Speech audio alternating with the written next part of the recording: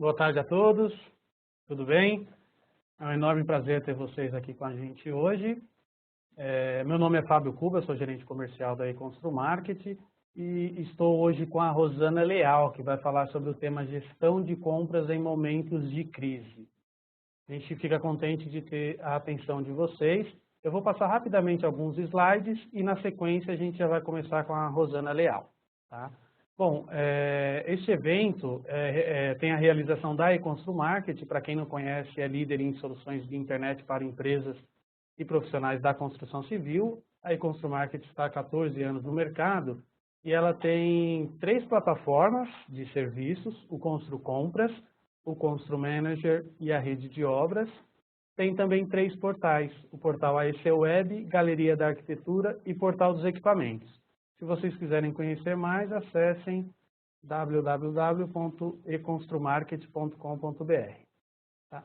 Hoje nós estamos com a Rosana, né? Ela é sócia-diretora da empresa Rosana Leal Consultoria, é graduada em Engenharia Civil pela UFBA, mestre em Análise Regional e especialista em Administração pela Unifax, Desenvolvimento Gerencial pelo Centro de Treinamento Coca-Cola Rio de Janeiro, curso de qualidade para engenheiros pelo Clube de Engenharia UBQ da Bahia, e é professora concursada na UNEB, professora de curso de pós-graduação em diversas faculdades. Ela vai falar um pouquinho mais da história dela, do que ela faz hoje também. Se vocês tiverem algum problema de áudio, nós temos uma equipe pronta para ajudar vocês. É só ligar no 11 3879 7713. Ou utilizar a sala de bate-papo, está na sua tela lá do direito superior, ou enviar um e-mail para natalia.lopes@econstrumarket.com.br.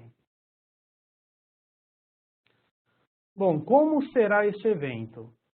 O tempo aproximado é de 50 minutos. A Rosana vai dar uma palestra de aproximadamente 50 minutos. Ela vai utilizar slides junto a áudio e vídeo.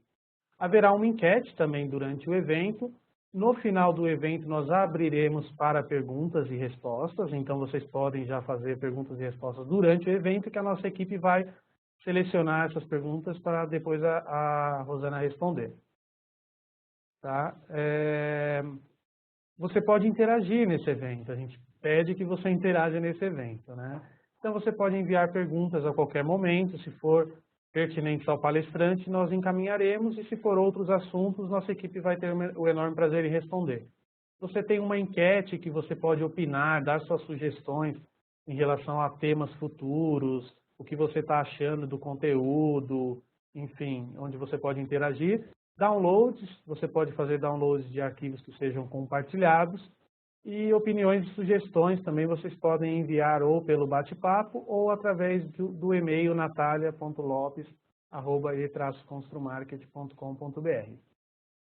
Informações importantes. A gravação deste evento será disponibilizada mediante a aprovação do palestrante. Já confirmamos com a Rosana, ela vai disponibilizar essa apresentação para vocês. Os certificados serão enviados automaticamente ao e-mail que efetivamente participou, que esteve logado pelo menos 80% do tempo do evento. Tá? Prazos. A disponibilização do conteúdo e a emissão dos certificados acontecerá em até uma semana após o evento. Então, provavelmente no final dessa ou começo da próxima semana, vocês vão receber.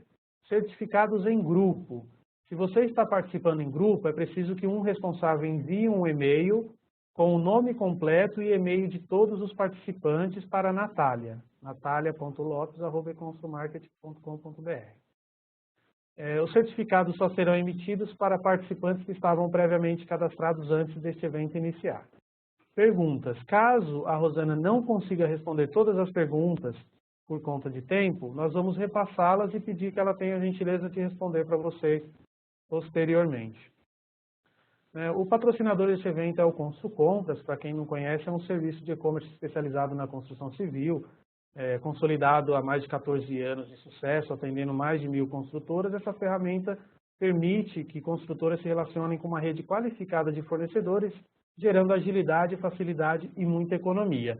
Depois da apresentação da Rosana, haverá uma breve apresentação do Constru Compras também.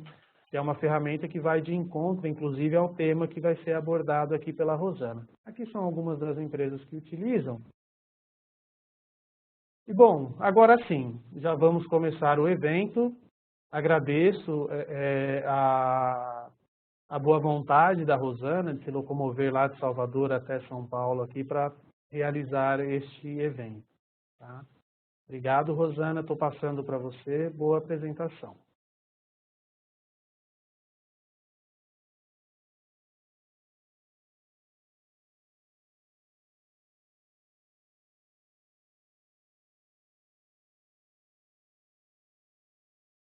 Ok?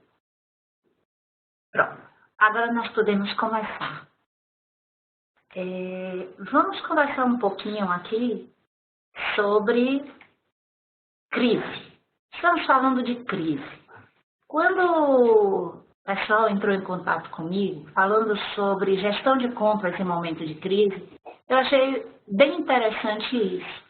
Porque o que é que nós podemos verificar? Existe toda uma preocupação do momento que nós estamos vivendo como uma grande crise, como se fosse o pior momento que a construção civil estivesse atravessando. Então, vamos desmistificar um pouco isso e avaliar a verdadeira situação que nós estamos vivendo e como nós podemos passar por ela de uma maneira menos dolorosa. Então, vamos começar pensando aqui. O que é crise? Então, se você quiser ir logo para a base, você vai ver que crise pode ser entendida como conflito, escassez ou ataque. Essa é a definição básica de dicionário. Eu ainda acrescentaria aqui que crise pode ser entendida como conflito, escassez ou ataque, acompanhada de uma situação de insegurança e medo. O medo, na verdade, ela faz parte da crise. Porque o que nos faz reagir a não ser que você seja totalmente irresponsável ou um suicídio em potencial, claro que você vai ter algum temor. Essa definição é a do dicionário, não é a que eu gosto. Eu prefiro essa, de Mônica Christie. Ela é uma palestrante de Harvard, e ela coloca que em tempos ruins, de crise, as oportunidades proliferam os olhos dos mais destemidos, à procura de encontrar os mais dispostos e corajosos. Então, também vamos desmistificar aquela coisa que crise é sinônimo de oportunidade. Crise não é oportunidade. Crise é oportunidade para aqueles que ousam, que têm coragem e que têm preparo. Então, vamos nos preparar, porque aí nós atravessaremos a crise aproveitando a oportunidade. Então, vamos olhar um pouquinho para saber se o ano de 2015 realmente é o ano da crise. Estamos em crise. Eu fiz aqui para vocês um gráfico. Eu não sei como é que nós chamaríamos isso. Isso daqui pode ser um crisômetro. É um medidor de crise. Então, é uma representação gráfica dos últimos 35 anos, onde nós analisaríamos como foi a medida da crise, como nós sentimos esse movimento nesse período, 35 anos, onde nós teríamos a influência política, financeira, econômica, monetária, social. Então, para quem tem menos de 35 anos, não viveu isso, não sabe do que é que eu estou falando. Quem tem menos de 25 anos de formado, também não sabe o que é isso. Então, talvez eu esteja falando para os coroas, ou então esteja falando para os mais novos, que não se desesperem. Se nós formos olhar de 80 a 89, 99, 2009, 2015, nós vamos ver uma oscilação muito grande, e que isso a gente pode pegar números e fatos e avaliar se hoje realmente nós estamos em crise. Então, vamos olhar esse primeiro período aqui, de 80 a 89. Então, esse período eu começo aqui em 80, vocês estão vendo a taxa de inflação aqui embaixo, e eu destaquei algumas coisas interessantes. Janeiro de 85, Tancredo Neves foi eleito, e nós tínhamos uma taxa mensal Estou falando mensal de inflação de 11,76%. Em março, Tancredo já havia falecido, Sarney assume a presidência. Fevereiro de 86 vem o Plano Cruzado. Para quem não tem assim, isso muito fresco na mente, vamos lembrar um pouquinho o que aconteceu com o Plano Cruzado. Congelaram os preços, não podia aumentar nada, era uma forma de conter a inflação, e isso para a construção civil foi assim extremamente cruel, porque a indústria da construção civil sentiu isso muito fortemente. Então, o que é que os fabricantes acabaram fazendo? Alteraram pequenas características do produto, garantindo que era o mesmo produto. Mas nós podemos perceber, por exemplo, uma redução significativa na espessura da cerâmica. E ela era vendida da mesma forma. E isso começou a trazer patologias para dentro das obras.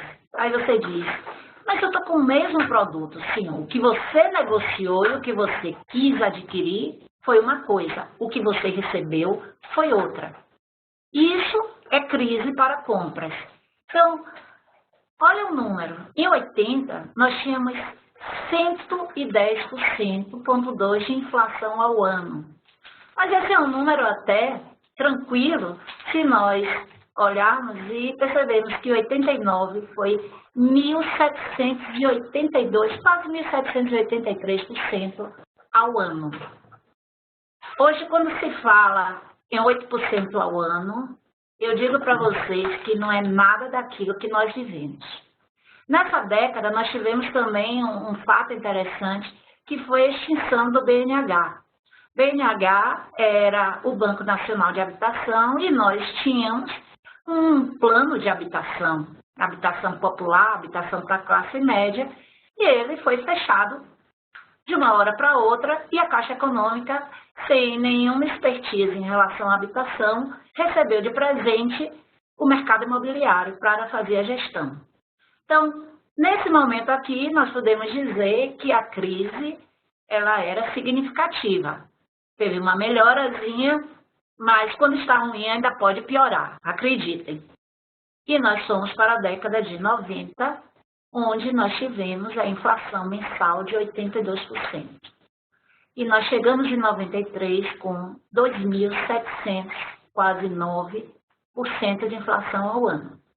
E nós tivemos o governo Collor, onde tivemos o confisco da poupança e que de uma hora para outra nós acordamos que quem tivesse mais de 50 mil reais na conta ou na caderneta de poupança não poderia mais dispor do seu próprio dinheiro. Não tínhamos um programa habitacional. Com isso, desemprego altíssimo, nós chegamos a ter o desemprego de mais de 40% na cidade do Rio de Janeiro. E veio uma sequência de situações políticas associadas à econômica que instabilizou o mercado e que aí realmente veio a crise, veio o ataque, veio a escassez e veio um medo, porque veio uma insegurança muito grande. Então, nós vivemos mudanças de moeda, nós vivemos desemprego, nós vivemos falta de expectativa, nós vivemos planos econômicos que não eram bem sucedidos e vivemos também uma mudança de moeda e um plano estruturado bem sucedido. E saímos de uma inflação que começamos a década com 1.477% ao ano e fechamos com 8,94%. Então, chegamos no paraíso. Mas, da mesma forma que o que pode ser ruim pode piorar, o que pode ser bom pode melhorar. E nós conseguimos melhorar. E nós vivemos o período de 2000 a 2009. E aí você começa a ver novas situações. Nós tivemos o estouro da bolha da internet, onde as empresas.com, esse movimento foi muito forte, fizeram com que tivesse uma supervalorização das ações na Bolsa e depois veio um reflexo negativo e isso traz uma instabilidade para o mercado porque acaba reverberando nos países emergentes e naqueles que estão em crescimento. E para nós que estávamos vivendo uma fase de início de recuperação, não poderíamos escapar disso. Então, também sofremos impacto. É interessante perceber que em março de 2000, nós tínhamos uma inflação de 0,2% ao mês. Se você olhar basicamente o número, você vai dizer, aqui nós éramos felizes. Não é bem assim. Nós sabemos que a inflação é necessária desde que ela não ultrapasse determinados limites. O país, quando ele está em crescimento, ele apresenta uma inflação controlada. Nós já vivemos situações terríveis, que era a estagflação, que é inflação elevada e ausência de crescimento. Aqui nós vivíamos uma situação de tentativa de recuperação com a inflação baixa. Ok, ia melhorar. Em 2003, começamos com uma nova etapa, com o governo de Lula, onde o que a gente pode destacar muito fortemente é que é um marco para a habitação, que vem aí a esperança de recuperação da construção através de um plano habitacional. O plano habitacional, na verdade, ele é um incremento para o crescimento. Por quê? Construção civil, ela movimenta um grande número de parceiros, fornecedores, profissionais, mão de obra de baixa qualificação, que esse é o nosso grande problema. Nós ainda temos uma deficiência muito grande em termos de educação e preparo de mão de obra. E com isso nós conseguimos mover toda esta engrenagem, gerando emprego e renda, e não apenas na construção civil. Isso vai até a indústria. Continuamos nesse processo e terminamos 2009 com uma inflação anual de 4,31%. E aí chegamos em 2010. Vejam que as taxas mensais de inflação continuam baixas. Vem a substituição do governo de Lula pelo governo de Dilma e a inflação ainda em níveis controlados e aceitáveis. E agora nós já estamos com uma tendência de crescimento inflacionário. Ok. O que é que isso tem por trás? Com esse momento aqui da década de 2010, 2015 e mesmo antes, 2000, o que é que nós começamos a ver? Existiam inúmeros incentivos para que o mercado da construção civil ele se fortalecesse e ele se estabelecesse. Para algumas pessoas, podem até pensar, ali nós éramos felizes. Eu tenho cá a minha observação. Eu acho que ali talvez nós estivéssemos em crise. Não a crise que nós estamos vivendo hoje da escassez, mas nós estávamos com a crise da euforia. Nós vivemos um momento onde construía-se desordenadamente, onde as relações de compras eram muito complicadas, porque você precisava comprar, mas quem ia lhe vender nem sempre estava interessado em lhe vender, porque tinha outro que comprasse. Então, isso daí fazia com que desequilibrasse um pouco esta balança dos interesses. Bom, agora a gente pode começar a responder. Realmente nós estamos em crise?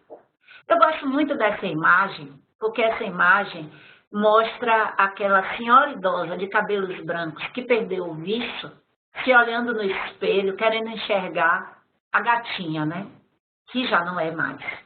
Então, para algumas pessoas, pode olhar e dizer assim, oh meu Deus, se olhar no espelho, quando você já é um maracujá, pensando que vai ver a Barbie, é terrível. Mas o problema é você não conseguir enxergar o que tem por trás disso. Então, por trás desses cabelos brancos e dessas rugas, tem todo um aprendizado, tem toda uma história, que talvez nesse momento do vício, ela ainda não existisse. Então, crise talvez seja a gente não querer enxergar a realidade.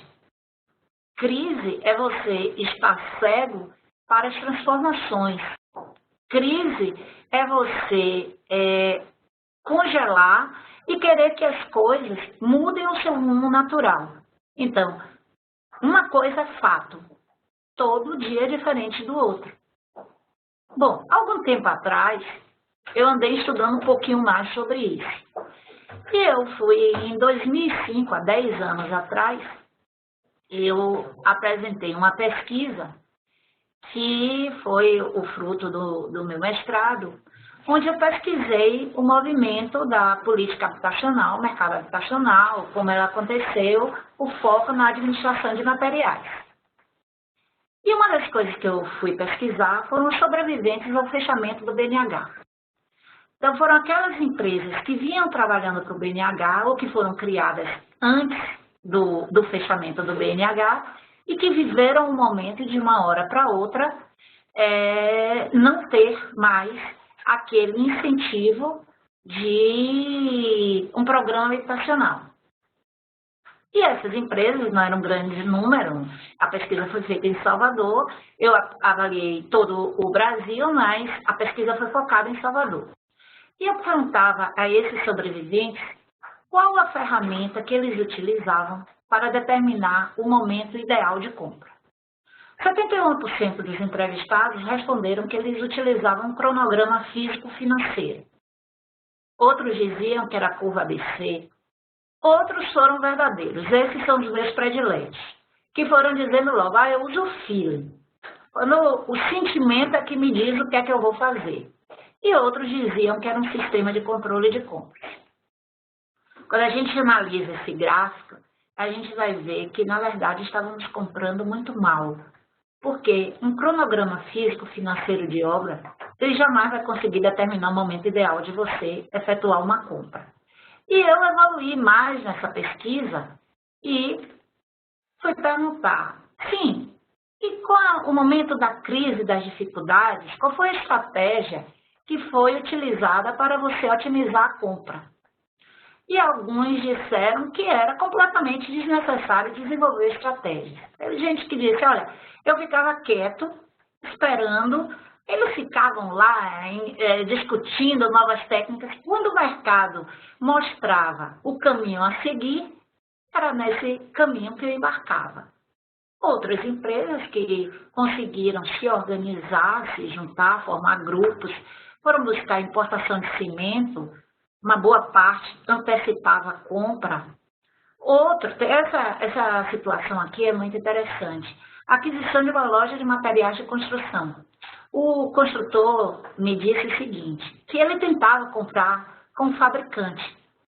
E o fabricante se posicionava da seguinte forma, para construtor, o preço é esse. Você só vai ter um desconto se você tiver uma loja de materiais de construção.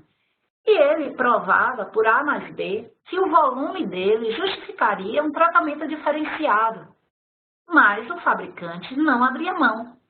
E disse, então, tudo bem, eu vou ter uma loja de materiais de construção. E ele montou uma loja de materiais de construção. E a partir daí ele passou a ter um preço diferenciado. Teve também importação de vidro, teve adequação de tecnologia. Quando você decide utilizar uma determinada tecnologia para executar uma obra, e você se vê na situação onde você está com um único fornecedor e ele se coloca como eu sou dono da bola, não tenho por que negociar, não vou ceder, se você quiser é assim. Então, você também vai ter que ter um momento de dizer, desta forma, quem não quer sou eu. Então, eu também não vou negociar. E tem um velho ditado que diz o seguinte, quando não quer, dois não brigam. Então, você não quer, tudo bem, eu vou fazer de outra forma. Concentração de compras, que aí a gente vê que essa concentração e antecipação são pontos mais fortes, porque alguns compraram desnecessariamente para que aproveitasse a oportunidade. E outros se reuniram e anteciparam até com outras obras para concentrar, ampliar volume e ter um poder de barganha maior. Então, isso nós já vivemos. Essa foi a história contada que aconteceu há 30 anos atrás. Então, nós já conhecemos essa receita. Eu gosto disso. Essa frase, na verdade, diziam, você está inspirada. Nada, isso daí estava naquele cartãozinho Johnny Walker, e eu vi que, olha, eles usam Gandhi, eu também vou usar. Se queremos progredir, não devemos repetir a história, mas fazer uma história nova. Eu acho que nós temos que olhar para trás, vendo que nós já conseguimos superar uma história muito ruim, muito difícil. E vamos nos olhar como vencedores e sobreviventes. Ok, vamos fazer melhor, porque nós já aprendemos com o erro. Então, nós não precisamos errar novamente. Vamos fazer uma história nova. Vamos arregaçar as mangas e fazer a coisa diferente. E não ficar lamentando o que já passou. O momento era outro, o nosso aprendizado era outro, a situação era outra, a tecnologia era outra. Há 30 anos atrás, seria quase impensável dizer que nós estaríamos aqui conversando, cada um num canto do país, e eu aqui olhando para uma televisão e conversando com todos vocês. E hoje isso é possível, e é viável, e é interessante, nós vamos conversar e vamos interagir. Então, o que é crise? Qual é o nosso momento hoje? O que é que nós temos de concreto? Nós temos escassez de obra. Sim, temos. Por que nós temos escassez de obra? Porque nós tivemos um grande volume concentrado num pequeno período de tempo. Então, o Brasil virou um grande canteiro de obras. Nós chegamos a viver a situação de não ter equipamento disponível, de não ter mão de obra, de não ter material, de não ter nem transporte para levar os nossos insumos. Financiamento sem atrativo. É fato. Claro, porque nós hoje estamos vivendo um momento da realidade. Como é que nós vamos financiar para quem não pode pagar? Não existe lanche grátis. Alguém vai pagar essa conta. E tem um limite. Então, essa conta paga durante um bom tempo e agora nós vamos ter que responder por isso. Descrédito dos fornecedores.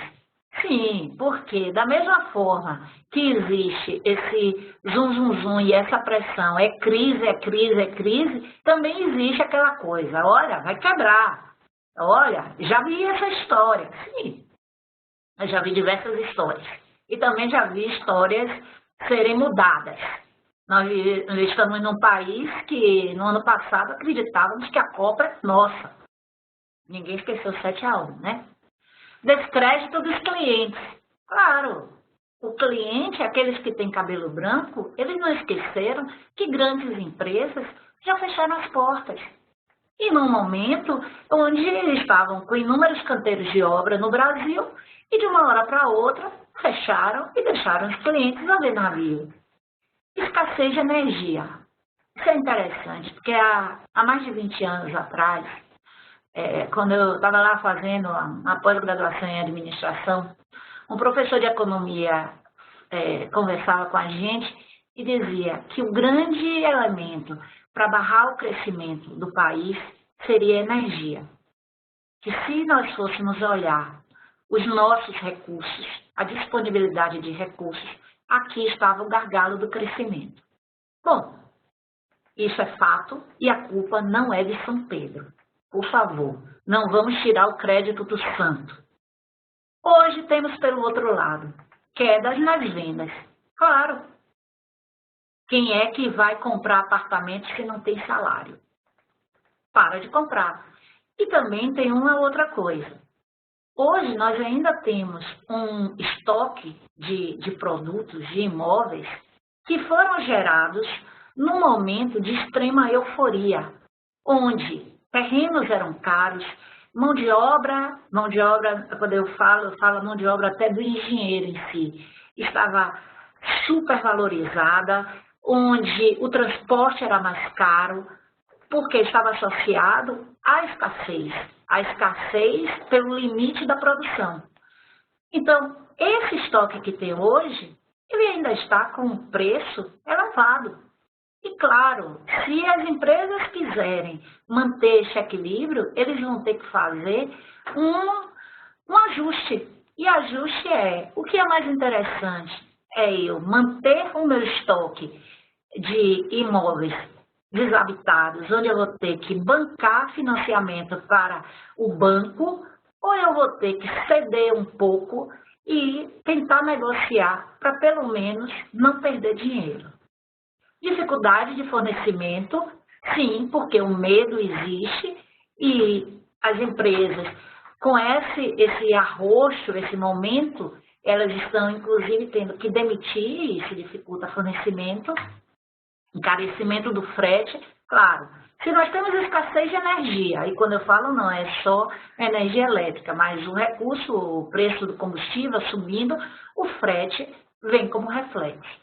Problemas no fluxo de caixa. Sim, porque algumas empresas conseguiram perceber que aquela onda, aquele oba-oba, aquele clima de gincana, ele teria um limite.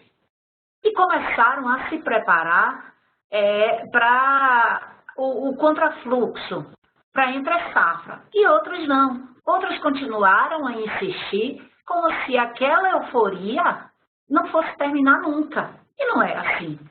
Então, agora essas empresas estão tendo que se ajustar a uma nova realidade com um pouco de atraso. Porque esse sinal já vinha sendo dado há mais de 2 anos. A instabilidade política. Isso daí é fato, nós estamos num momento muito delicado, mas que é fruto do nosso maior ganho, que é viver numa democracia. Então, nós vamos ter que também assumir o ônus por desfrutarmos do bônus. Então, qual é o remédio? Eu gosto sempre dessa pergunta, porque o que cura é o remédio, mas o que mata é a dose. Então, o remédio que serve para mim pode não servir para você, se a dose não estiver bem quantificada. Então, tem algumas empresas que acham que nada, tem inflação, a solução é estoque. Então, vamos fazer estoque. Mas o estoque não é a solução. Por que não é a solução? É isso que a gente vai começar a ver, que a crise talvez, que alguns estão bradando, é crise, talvez seja o nosso melhor momento, como construtores. Então, eu vou me colocar no lugar do construtor. Talvez seja o melhor momento. Como fornecedor, talvez seja o melhor momento, mas que vai exigir uma outra coisa, parceria. Eu só acredito nos ganhos e nas negociações quando é ganha-ganha. Eu ganhar para você perder, ou eu perder para você ganhar, isso daí não é negociação. Isso não dá nem para ser amigo, quanto mais. Então, vamos tentar entender como é que funciona a crise para descobrir qual é o nosso melhor modelo. Então, vamos aqui, um pouquinho. Isso daqui é um gráfico, é o gráfico que nós chamamos de dente de serra, onde você vê o serrote, né? Ele vai, sobe, é o que está aqui. E eu marquei aqui alguns pontos para vocês. Então, você tem essa situação onde a serra é prolongada, onde a quantidade adquirida é maior, onde eu estabeleço um intervalo de ressuprimento, que é o intervalo entre 2 compras, é maior, onde o meu tempo de ressuprimento ele é estabelecido e eu vou fazer a minha compra ainda quando eu tenho um estoque considerável. Isso que vocês estão vendo aqui, essa linha horizontal, vermelha, é um estoque de segurança, que eu gosto de dizer que é o cheque especial. É aquilo que você tem, que lhe dá uma certa segurança, mas que se você gastar, pode ser o seu grande mal. Temos uma situação onde a quantidade adquirida é um pouco menor, onde você segura mais o momento da compra e, por conta disso, quando o material chegar, você já deu uma beliscada aqui no seu estoque de segurança. Ou seja, é você andar com o carro e parar no posto depois que a luz da reserva já está acendendo. Se você gosta de correr risco, vá fundo, mas você pode ficar sem o carro, porque o marcador pode estar errado. E você tem aqui a situação, eu digo que é quase a situação kamikaze, que você chega a zero e quando chega a zero você recebe o material. Então é você apostar que os prazos que você tem, acredita, eles são verdadeiros. Vamos dar uma olhadinha aqui, passo a passo, como é que funciona cada um deles. Então, olha só. Quando você tem o processo de suprimentos com a quantidade elevada e com um intervalo de suprimento mais dilatado, quem é que pode usar esse modelo? Primeiro, você tem que ter disponibilidade financeira. Claro, porque você vai comprar, adquirir uma grande quantidade de uma só vez. Você vai ganhar, com certeza, você vai ganhar no frete, porque você vai ampliar a sua quantidade transportada e isso vai lhe dar um poder de otimização até do transporte pelo qual você vai decidir. Então, é muito mais interessante eu trazer o material em uma carreta do que eu trazer em 2 truques e meio. Uma garantia na capacidade de preservação do estoque.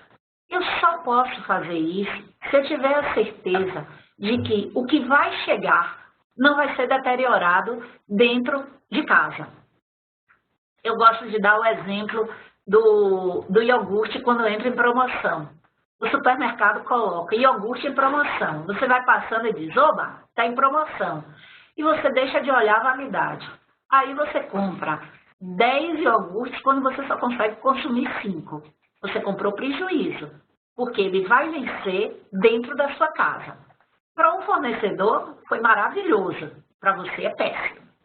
Então, isso também é uma característica quando você tem uma baixa confiabilidade no fornecimento, mas o tempo de reposição é curto. Então, você não sabe se o fornecedor ele vai honrar, mas você sabe o seguinte, que você pode ressuprir aquele material rapidamente. O material é tipo operacionalmente essencial, é o tipo Z. O que é isso? É aquele material que ele, se falta, você para. Então, é interessante você ver aqui, ele é tipo Z. Não aparece, isso não aparece. Isso é gestão de materiais. É aquele material que você sabe, se não tem, ele para a obra. Vou dar o exemplo. Água. Todo mundo pensa no cimento. Ah, o cimento não é água. Se não tiver água, se não tiver energia, então, uma obra que está funcionando com a base de gerador, o óleo diesel é um material tipo Z. É um material de complexa aquisição. Então, é aquele material que você, muitas vezes, não consegue negociar com diversos fornecedores. Agora, esse material também, ele pode ter uma baixa representatividade financeira. Ou seja, o fato de eu adquirir uma grande quantidade não vai trazer um impacto negativo significativo no meu orçamento. O momento de reposição ocorre quando o consumo já está estabelecido. Então, você vem consumindo. Quando você diz, olha, eu já sei qual é o meu consumo, então, quanto é o meu tempo de reposição, eu projetando e eu consigo trazer uma nova quantidade. Então, essa é uma possibilidade, mas nem sempre eu tenho disponibilidade financeira. Então, se eu já não tenho isso, eu posso me comportar de uma outra forma. Então, aqui é diferente. Olha o que é que eu tenho. Eu tenho um controle financeiro rigoroso. É necessário um controle financeiro rigoroso. Porque eu estou adquirindo uma grande quantidade mas eu só terei uma nova reposição depois que eu dou uma beliscada no meu estoque de segurança. Eu tenho um ganho de frete? Tenho, porque eu ainda posso negociar uma condição melhor. Eu vou dar um exemplo para vocês. Nós tínhamos uma situação que nós precisávamos de um determinado insumo, 24 tonéis por mês. Só que tinha uma determinada característica. Esse produto ele era transportado congelado. Quando eu trazia 24 unidades, eu tinha que pagar um caminhão frigorífico para garantir aquela temperatura, porque eu não fechava a carga. Então, nós descobrimos que se transportássemos 40, os tonéis vinham juntos e eles acabavam mantendo a temperatura. Então, nós optamos por ampliar a capacidade adquirida e reduzíamos o frete e fechávamos a carga. Então, o nosso intervalo de ressuprimento passou a ser maior, porque era o intervalo entre duas compras, mas o nosso tempo de ressuprimento passou a ser menor, porque nós comprávamos quando estávamos com uma quantidade menor, porque dávamos um incremento maior no nosso estoque. A capacidade de preservação do estoque tem que ser garantida. O material é operacionalmente crítico, é tipo Y, ou seja, eu preciso dele, mas ele tem substituto. Não é mais água, mas é a argamassa. Porque se eu não tenho argamassa, eu tenho cimento, eu tenho areia e eu consigo fazer algo. É um material de difícil aquisição, então eu vou ter que procurar o meu fornecedor, ou então mais complexo. É um material de média representatividade financeira, ou seja, ele está naquele grupo que representa 20% do meu custo total de estoque. Não é o mais crítico, mas é um grupo que ainda é significativo.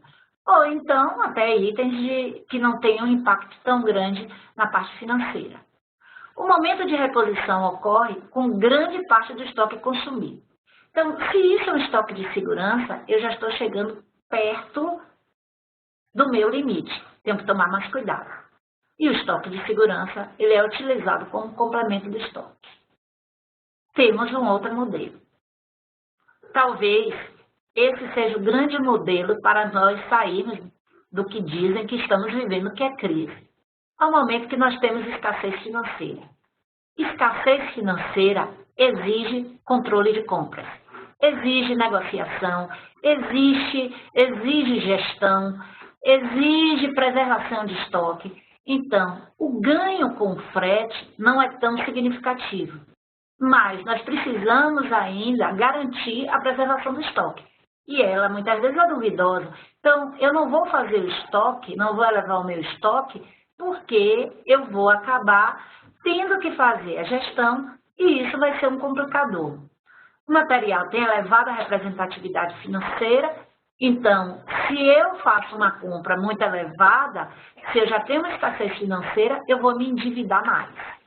O momento de reposição ocorre nos limites do consumo. Então, ou aqui, quando eu já tenho o estoque de segurança, ou pior, chega quando eu já estou com estoque zero. O estoque de segurança é utilizado como complemento de estoque. Então, com isso, nós já conseguimos ver 3 modelos.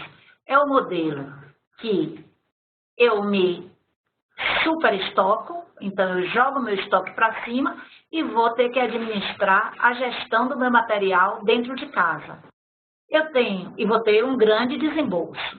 Eu tenho uma situação de que eu arrisco mais, e aí eu vou no meu estoque de segurança, eu tenho a situação que eu vou fazer efetivamente gestão de compras. E vou dizer uma coisa para vocês, na construção civil, nós não administramos estoque, nós fazemos a gestão de compras, porque os nossos materiais mais significativos, nós fazemos uma programação de compra. Então, revestimento cerâmico, gestão de compras, porque você compra e você vai fazer ali aquela negociação para entrega, você só compra uma vez. O que nós fazemos estoque cimento, nós fazemos estoque de areia, que não é tão significativo. O concreto é negociação de compra. Então, com isso, nós podemos estabelecer a relação com os fornecedores. O que é que você prefere? A carreira solo, onde você se arrisca e você pode cair e se acabar? Ou você prefere ter alguém segurando aqui na corda? O parceiro. Parceria é isso. Parceria é ou dá mais corda, ou lhe sustenta, ou você apoia. Aqui não tem parceria. Você só está acreditando em você. Então, isso talvez seja o nosso desafio. E não só do construtor, também do fornecedor. Agora, eu digo para vocês uma coisa. Esse é o momento mágico, que é o momento do casamento perfeito. Nós, construtores, precisamos comprar e os fornecedores precisam vender. Então, nós queremos a mesma coisa. Eu quero comprar, você quer vender, vamos ser felizes para sempre. Então, vamos olhar um pouquinho aqui. Como é que nós vamos criar uma relação forte com o fornecedor? Primeira coisa, vamos qualificar o nosso fornecedor. Então, vamos saber realmente quem é que vai nos vender. Se ele tem capacidade para nos atender, como é o histórico dele, como é que o mercado vem sendo atendido por ele. As garantias contratuais. Ele realmente vai nos atender naquele prazo? Vai cumprir aquilo que estava sendo prometido? Saúde financeira, porque daqui a pouco nós qualificamos, nós estabelecemos contrato, mas começamos nós mesmos a fazer tanta propaganda que ele começa a produzir ou tentar se endividar mais do que ele tem saúde e ele começa a passar a ter problemas de saúde financeira e vai chegar isso para a gente. Capacidade técnica na solução dos problemas. Eu costumo dizer que você só vai saber se o fornecedor é bom ou não quando dá problema. É como carro. Ah, meu carro é ótimo, nunca deu problema. Seu carro não é bom, não. Você é que tem sorte. Seu carro é bom se você disser assim, rapaz, meu carro deu um problema, mas ainda bem que na solução foi fantástico. Me deram um carro extra, nem senti. Só senti porque não tinha os enfeites que eu tinha colocado no meu carro que eu gostava muito. Então, aí você foi feliz. Agilidade nas respostas. Muitas vezes, na hora de comprar, é tempo real. Não estou falando com você aqui, vai no WhatsApp, vai tudo. Na hora que tem o problema, estava em reunião. E você não consegue ter a resposta.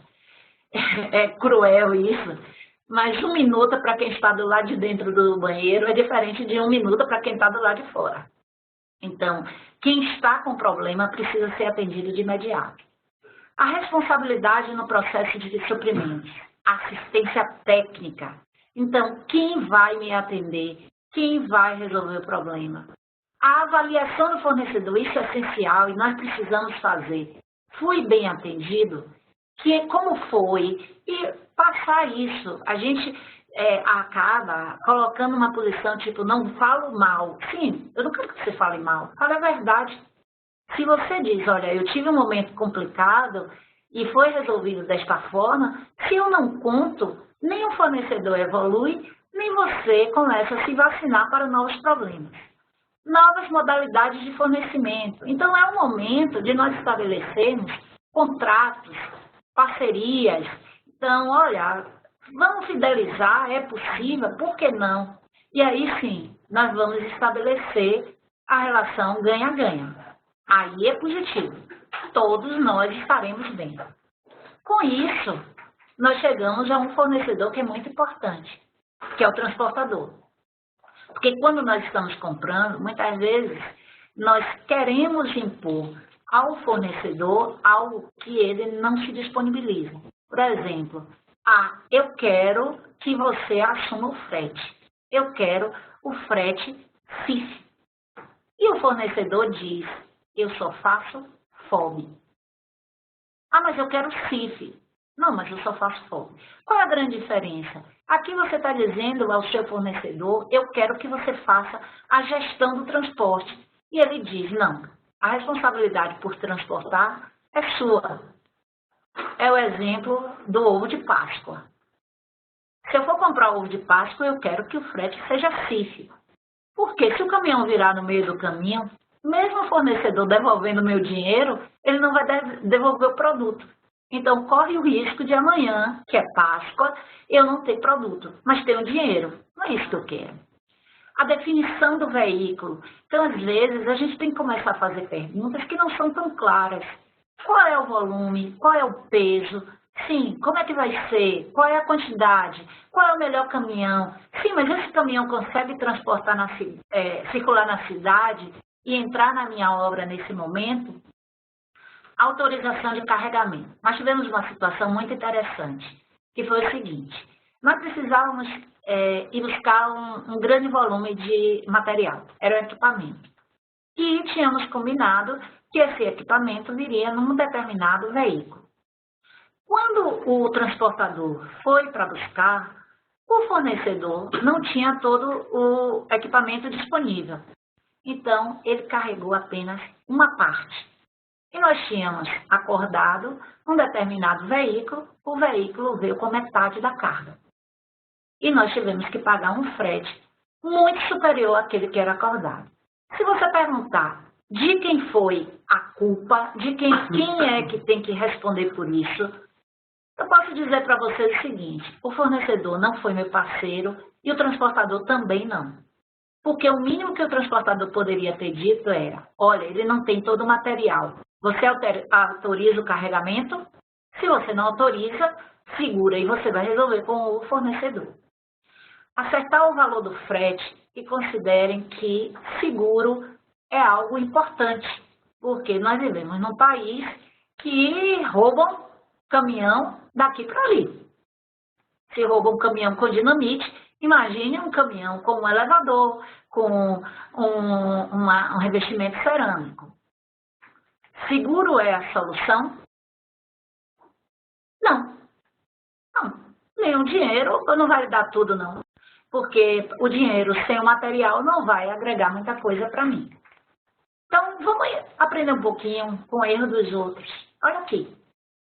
Poderia ter seguro, mas o caminhão tombou e perderam todas as manilhas.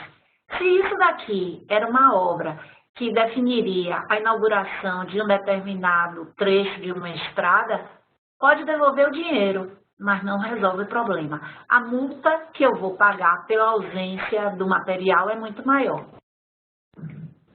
Eu gosto dessa imagem. Essa imagem é o retrato de que o material foi comprado desnecessariamente. Na hora que eu vejo o aço, que é algo que nós temos como quantificar, já servindo como elemento decorativo para a planta subir, é porque o estoque não está sendo preservado. A compra foi feita no momento errado.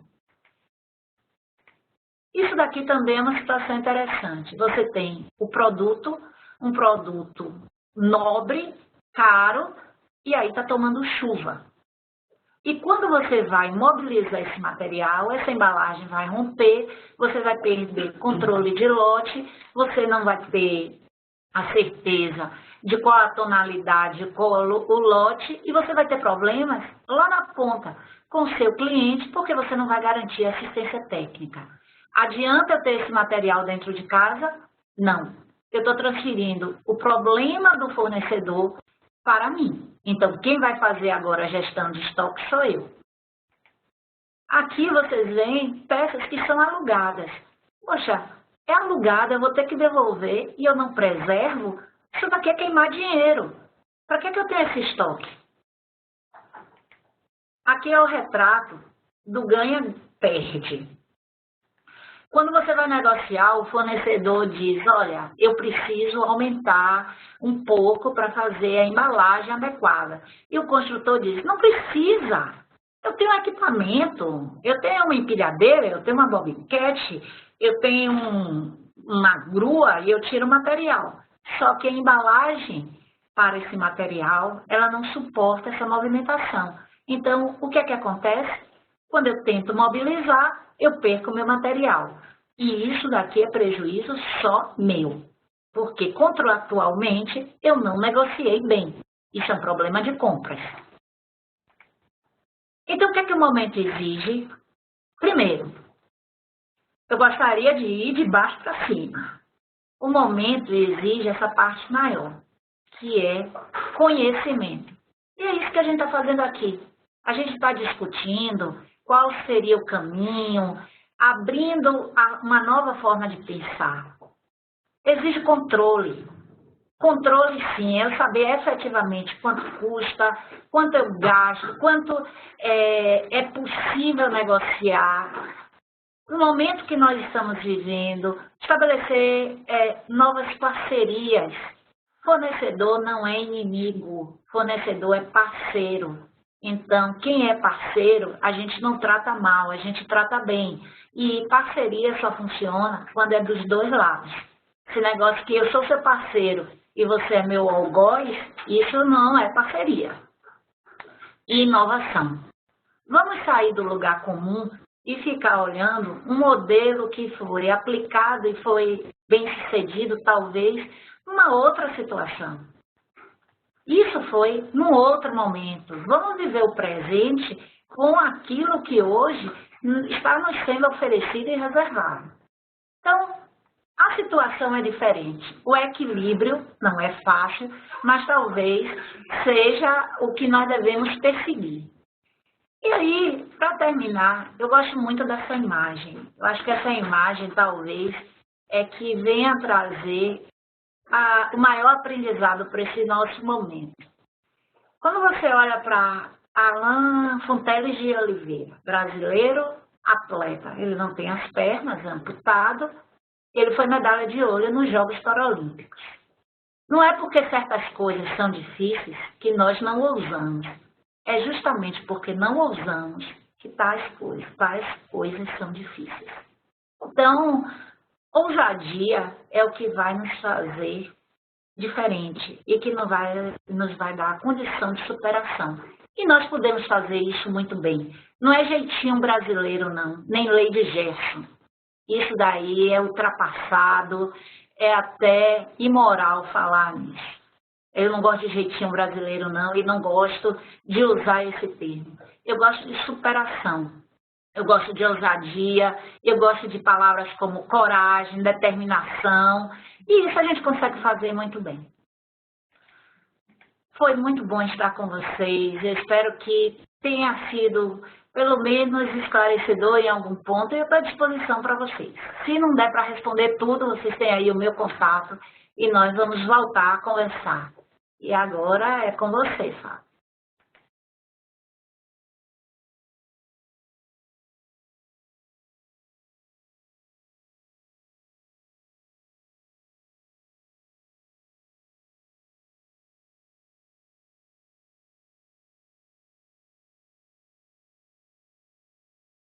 Muito bem, Rosana. Obrigado. Excelente apresentação. Muitos elogios aqui. Pessoal, a gente está selecionando algumas perguntas, tá?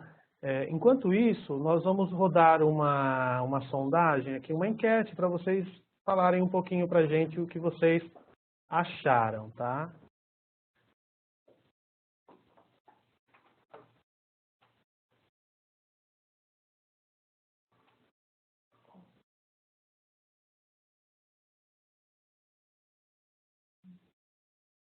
Eu vou pedir para vocês responderem, por favor. A sondagem já está disponível.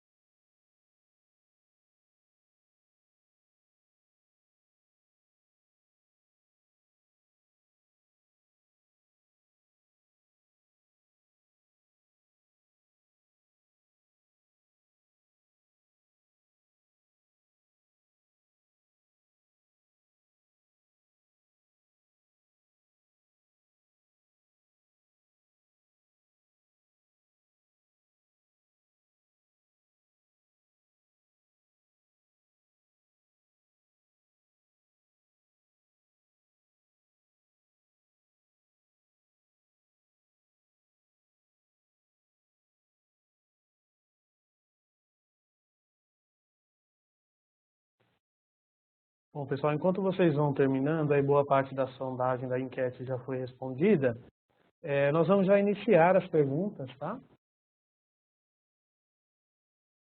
Vamos lá. Rosana, pergunta 1. Está todo mundo falando que estamos em crise, mas com sua apresentação estou certo que não estamos. O passado parece ser bem pior do que está acontecendo agora. Eu posso dizer, então, que seria apenas pessimismo das pessoas misturado com o que a mídia quer evidenciar?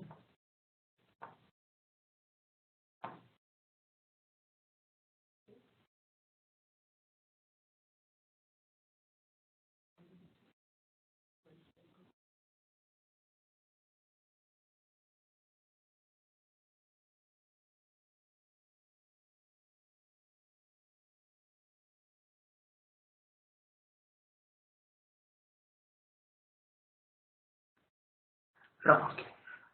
Olha, se você para e olha para o passado, vamos dizer, não estamos em crise. Nós estamos vivendo um momento delicado, mas que não é nem de longe o que nós já vivemos.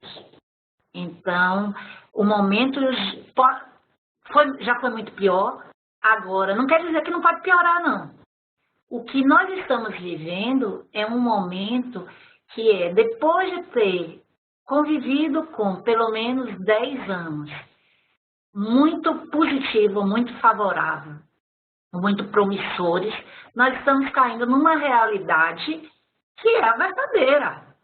Assim, você não pode viver num momento de euforia o tempo todo. Claro, o difícil é o equilíbrio, mas nós vivemos a euforia. Se vocês me perguntarem, a mídia está plantando muito pior do que realmente é, eu acredito nisso. Eu acredito. Basta você olhar, assim, eu sou engenheira, eu vou para número. Então, basta você olhar números.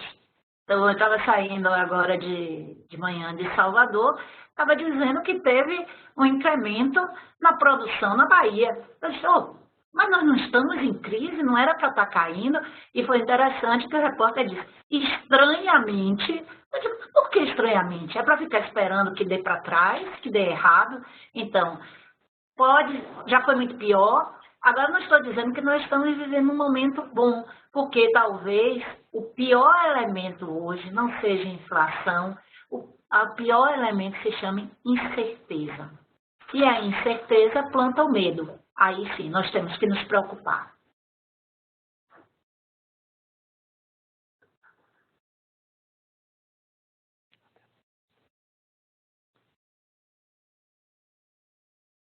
Ótimo, Rosana. Você sabe se o governo está trabalhando com alguma medida ou incentivo para o setor da construção?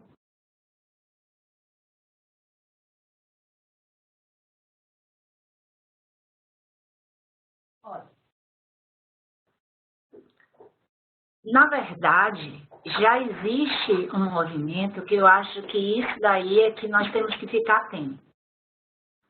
Que é positivo, tem um positivo e tem um negativo. Como nós já temos um histórico, então vamos olhar para trás um pouquinho, que eu acho que é isso que nós temos que ficar muito atentos. Basta olhar o que está acontecendo. O FIES agora teve esse momento de que não tem mais financiamento para a educação. Isso quer dizer o quê? Falta de dinheiro. Nós estamos tendo um crescimento de desemprego. Isso quer dizer o quê? Escassez de recurso, tanto da poupança quanto de FGTS. E isso daí é o que planta, o que abastece a Constituição Civil e os programas sociais. Então, se baixar muito o recurso da poupança e se baixar o recurso do FGTS, programas como Minha Casa Minha Vida tendem a cair. Eu estava ouvindo agora recente que já começa a ter um movimento para novos lançamentos do Minha Casa Minha Vida. Ok, mas nós sabemos também que a classe média que é aquela que é fatia que vai buscar o imóvel e que tem o imóvel que mobiliza também bastante. Então, nesse primeiro momento, nesse olho do furacão que nós estamos vendo, eu acho que o que o governo vai fazer nesse momento é tentar controlar a fuga de recursos para que, com isso, consiga incentivar tanto as obras com a poupança quanto a obra com o FGTS. Mas tem uma coisa que é preocupante. Já aumentaram agora, reduziram o percentual de financiamento dos imóveis usados, e se isso passa a acontecer com os imóveis novos, aí sim, nós vamos ter uma piora da situação vivida, porque hoje o reflexo está acontecendo com o mutuário, que é aquela pessoa que vem amortizando uma dívida e quando ele for gerado cédula, ele vai perceber o seguinte: poxa, eu paguei 40 mil e eu vou ter que pagar ainda mais 40 mil, eu não tenho mais esse recurso. E aí ele desiste, fica imóvel encalhado, e aí o que é que acontece? O construtor ele não gera o recurso e não consegue construir novamente. Então, o que nós precisamos agora é ficar bastante atentos e, inclusive, cobrar dos nossos governantes e daqueles que têm o poder é que consiga garantir que o desemprego não venha a ser fortalecido. Então, nós precisamos continuar a fazer com que a máquina rode, para que as pessoas tenham recurso, para que não venha esvaziar a fonte. Enquanto isso, os construtores têm que fazer o quê? Buscar executar da melhor forma possível, no menor preço, porque assim o imóvel se torna mais atrativo e as pessoas vão conseguir bancar de acordo com os seus recursos.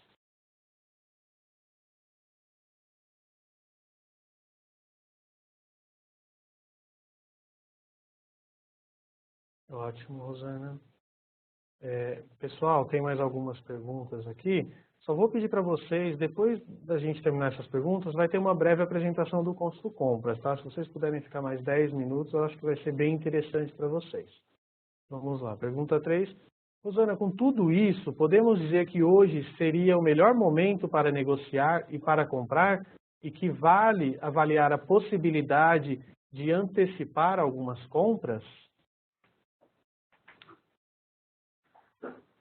O momento é agora.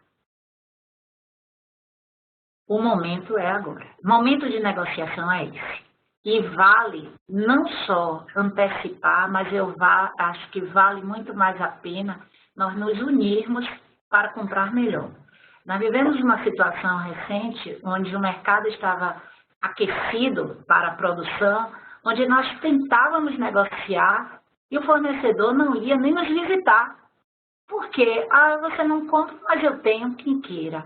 Então você pedia o famoso chorinho e tem como negociar? Não tem como negociar. Porque ele sabia que se você não quisesse, ele não ia ficar com aquilo preso, ele não teria perda. Hoje é o momento de dizer, ou nós nos damos as mãos, seremos parceiros e vamos atravessar juntos, ou então vamos afundar os dois. Eu tenho uma frase que diz assim, somos tão fortes quanto o mais fraco dos nossos elos. Então, nós temos que fazer com que a nossa corrente seja forte, mesmo tendo elos fracos. Então, nós vamos nos unir para conseguir atravessar esse momento. E não assim, eu ganho e você perde. O momento da negociação é essa. E o fornecedor que não for inteligente o suficiente para perceber isso, ele é fadado a sair do mercado, porque ele não vai se sustentar.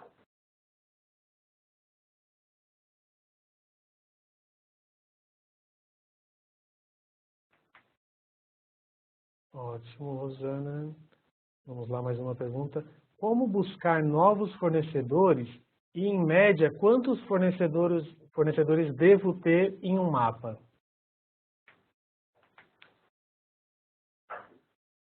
Tem empresas que estabelecem aquela coisa dos 3 fornecedores.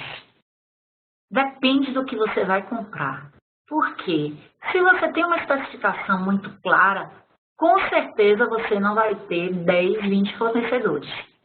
E também, eu acho que é importante o seguinte, não é que você vá ficar colocando 10 ou vai ficar contido em apenas 3.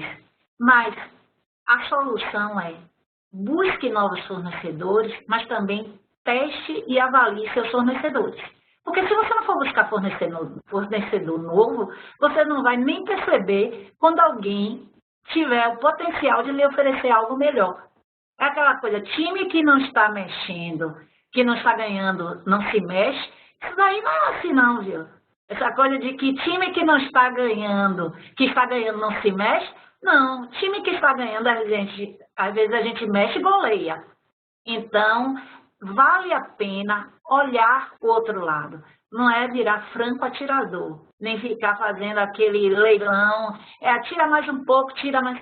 Às vezes, determinadas características num produto, ele não vai ser representado no preço, mas sim na aplicabilidade, na condição de entrega. Então, um exemplo, você tem um fornecedor de revestimento cerâmico, ele é maravilhoso, o revestimento é perfeito, só que ele estabelece que no processo produtivo dele, ele só lhe entrega a carga paletizada com 1.500 quilos. Ok, a condição de preço dele é essa e a condição de fornecimento dele é essa. Só que aí, 1.500 quilos vai trazer um problema para você dentro de obra imenso, porque você não tem o equipamento para mobilizar essa carga, você não tem a condição de descarregar e você acaba saindo do processo mecanizado para um processo manual, onde você coloca em risco a vida do trabalhador, como você perde material. Aí você começa a ficar atento para outros fornecedores. E você vai ter o fornecedor que diz o seguinte, olha, se você comprar um volume maior, ou se você conseguir uma condição com outros construtores, nós ajustamos o nosso processo produtivo e ele entrega o pallet de 800 quilos. Isso faz toda a diferença. Aí sim, vale a pena estar atento para os entrantes, os novos, porque aqueles que já estão estabelecidos é o dono da bola, né? Mudar para quê? Eu tenho o meu mercado garantido e é aí que vem o grande lance da crise. A oportunidade é dos corajosos, é aqueles que ousam.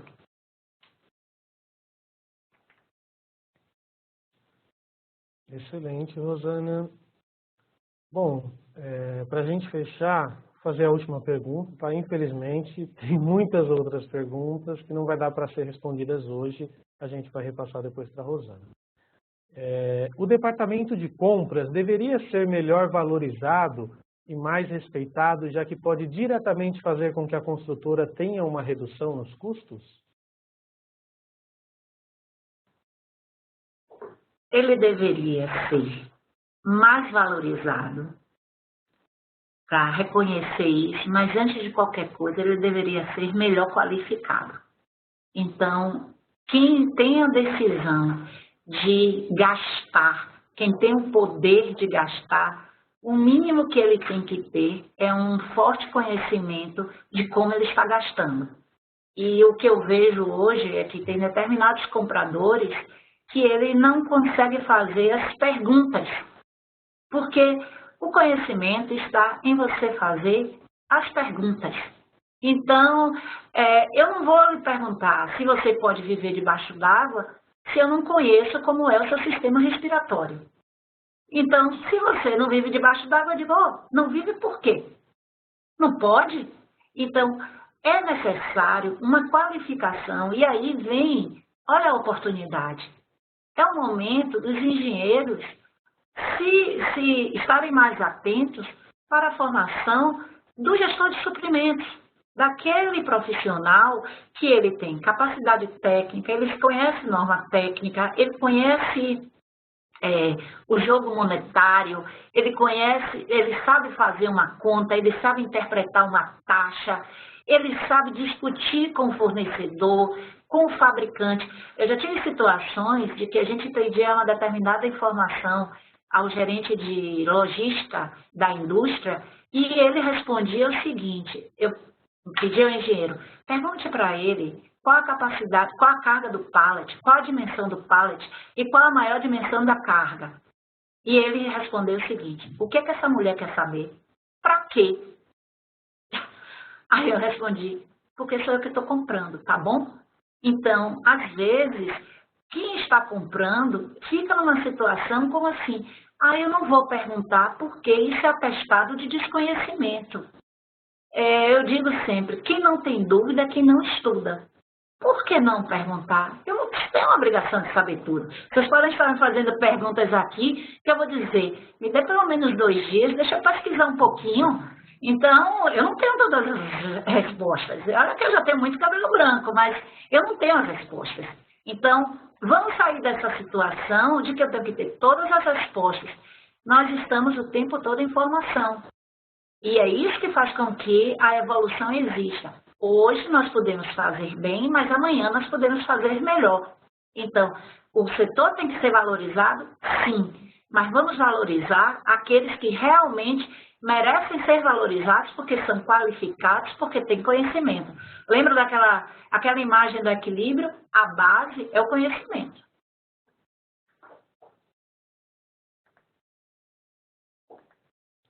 Rosana, muito obrigado, parabéns pela apresentação, excelente, tivemos muitos elogios aqui.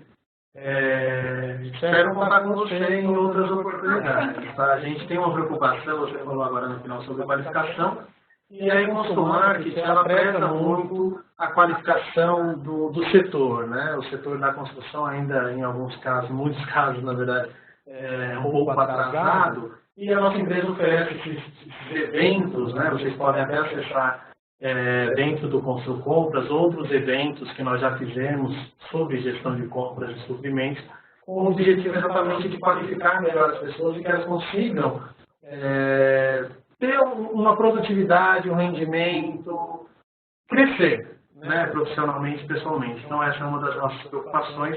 Eu acredito que muito do que você passou aqui hoje, amanhã algumas pessoas, alguns profissionais já vão aplicar no dia a dia. Eu acho que não tem nada melhor do que isso, tá? Então, muito obrigado, parabéns pela apresentação, foi muito boa mesmo, e até a próxima oportunidade, tá?